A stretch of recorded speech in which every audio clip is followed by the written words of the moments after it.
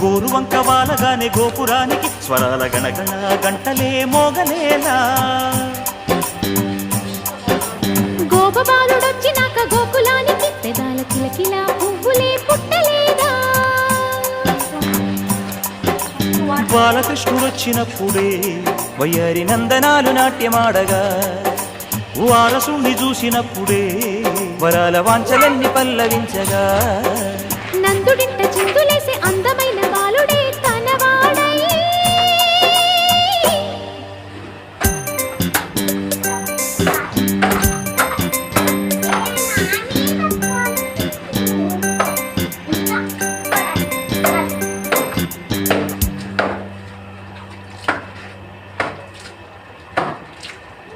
చాలు జాడి జాడి వాటర్లో జాడి.